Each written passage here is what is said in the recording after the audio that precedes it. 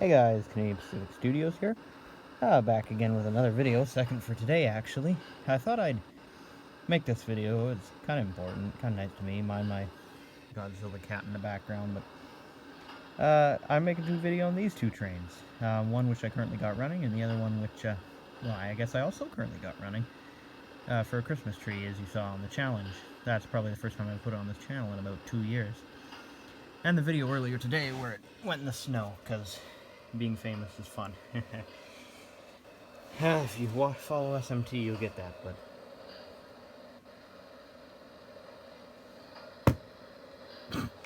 they're just doing their own thing. Okay, I guess I should explain what these two locomotives are. I'll start with this one here. The reason I'm making this video, too. This locomotive was my grandpa's first model train.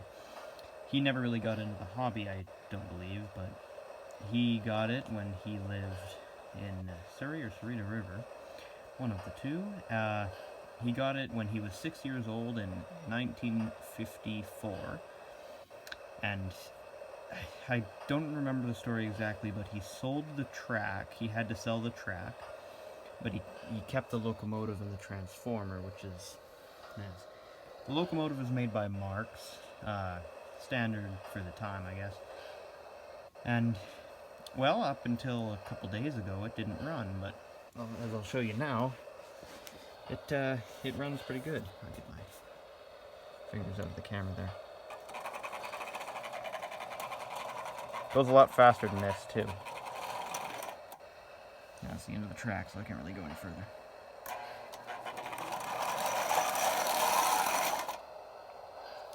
But yeah, it runs really good. I need to get some better track, though. I'll point out here in a second. This stuff is on the rusty side. And I need more so I can make a complete circle, because it's not exactly a full circle currently. And I am sitting in the circle. But yeah, it has power through these very sketchy wires, which is the reason I do not want to run it for very long. I wish I had a circle of it. Okay, anywho. I've got another piece of track, but it's missing the pin. On to this one. This was my first locomotive. Model train, anywho. My mom got it for me when I was, I believe, 6 years old, actually, so part of the resemblance in this video. It is a Lionel G-Gauge Canadian Pacific. That's pretty much what they called it. Comes with this huge oval of track. It's taken up pretty much the whole living room, or den downstairs here. It's remote powered. I'll sit in the center actually and show you. It works pretty decent apart from the I've had to stuff, I'll explain this in the other video, I had to stuff some paper towel in there because it is very loud. You can probably hear it on video now. That's probably about a third of what it would usually be, thanks to the paper towel. If I put it forwards, it's a fairly slow locomotive, but no complaints. It's about top speed right there. It is a 282. This comes with a gondola car and a caboose, which is kind of looks like a bobber caboose, but not quite. It's an old wooden one.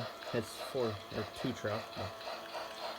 Gondola. They all say Canadian Pacific. The only thing is that's a newer Canadian Pacific logo on it. The 8540.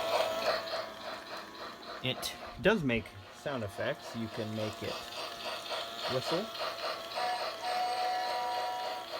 You can make it have a bell.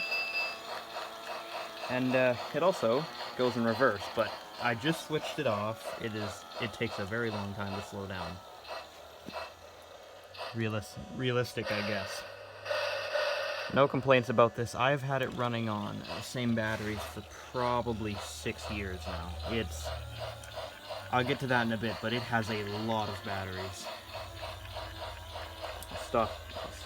I'll back it up and turn it around to the other side. But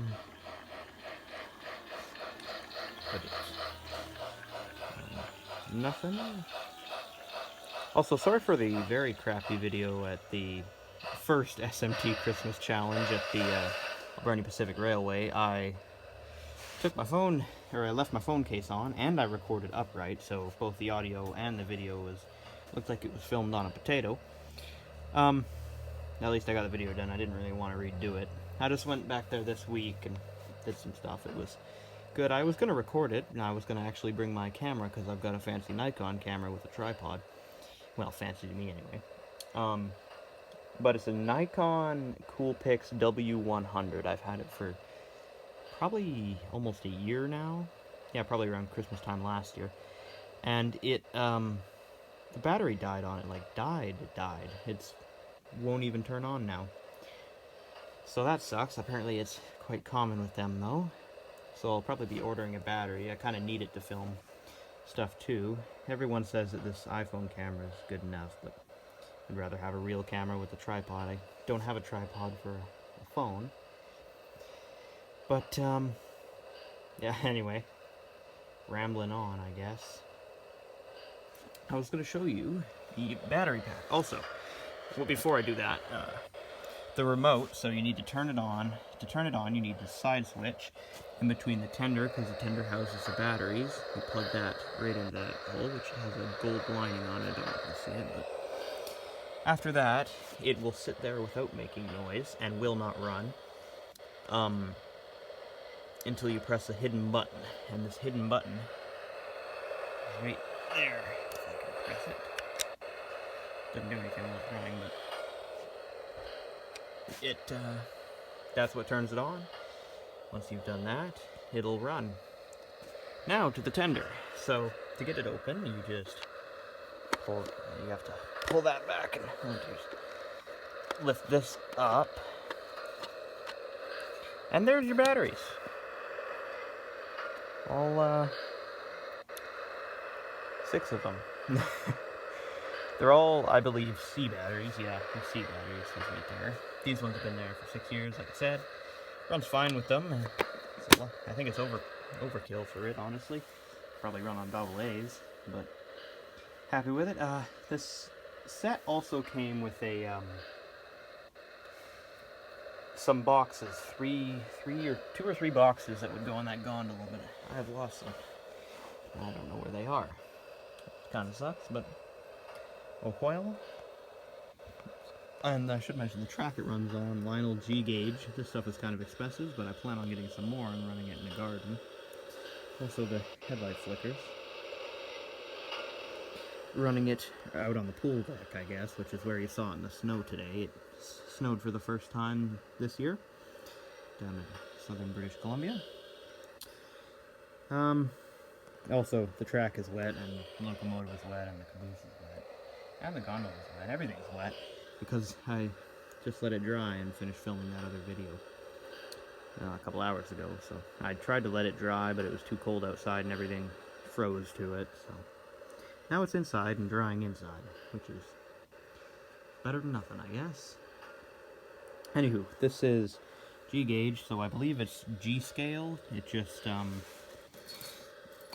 just isn't powered, which I honestly kind of like about it, because now you can run any of these locomotives on it. I guess you could run these anyway on normal G scale track, but I'm rambling on. Anywho, this track's jointed. I'll pull it apart here if I can with one hand and try not to fall over. Nope, can't pull it apart. Hold on. I will get it apart with one hand. Not that one. Where's a broken piece? Half broken piece. Also, this transformer likes to hum a lot, which is probably scary and sketchy, and I shouldn't have it near all the water, but you don't need safety. Come on. Come on. Come on. There we go. Okay. So it has these type of connectors. There are 2 different G gauge tracks. There's one for younger kids and one for older kids. This is one for the older kids. Or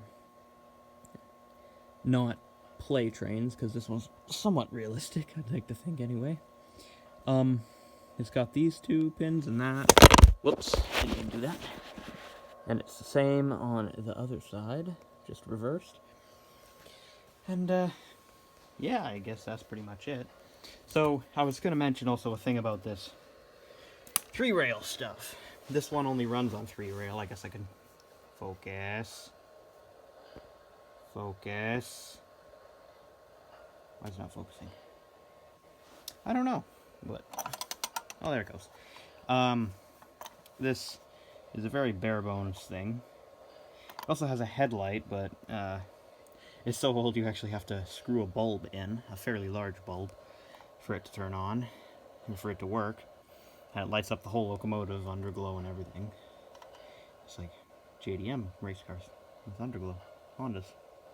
Shouldn't say JDM, just Hondas. I cleaned the wheels off. They were, well, if you look at the front of wheels, that's what they look like. I sanded them down with sandpaper. I sanded this a little bit, which I probably shouldn't have, but did anyway. That is your point. This whole thing comes out with a screw on the top, and you unscrew that. It's got a lock or a washer in there that helps it spin around. It's got these clips where it goes on here so it can pivot. Now, I was going to say it needs a 3rd rail because of this thing in the center, which is half the power. Also, you can spin these with the motor on, which I don't know if you're supposed to do or not, but you can do that on this and you can't do on many other things. Probably because it's so old, but another thing I was going to mention, this likes to derail, because some way I had the track before, if I can scoot around here, I had the track kind of offset like that, so it would go back and forth, back and forth, back and forth, so I could get in a straight line to run on the fireplace mantle. And it likes to derail a lot because this thing's got 1 speed, which is, well, 2 speeds, which is super slow and super fast. And it derailed it and fell off the fireplace mantle, and it's not good. It's not fragile though, which is the good thing about it, I guess. But yeah, I was going to mention, if you connect the track this way, and you power the inside 2 tracks, it will run, but on this side, it won't have, once it gets past here, it won't have reverse or turn around. So the way this works is you go forwards, and when you come to a stop, it switches directions, and then when you power up again, it goes in the opposite direction. Which is very well, but you need all 3 rails to work, which is what you might not, but that's what I found out. That's when it always didn't do that. You just run off the end of the track. But, yeah, I guess that's this video. I'm gonna put these 2 next to each other again, and so you can get a final little look at them. This has been Canadian Pacific. Yeah, this has been Canadian Pacific Studios. Signing off. See ya.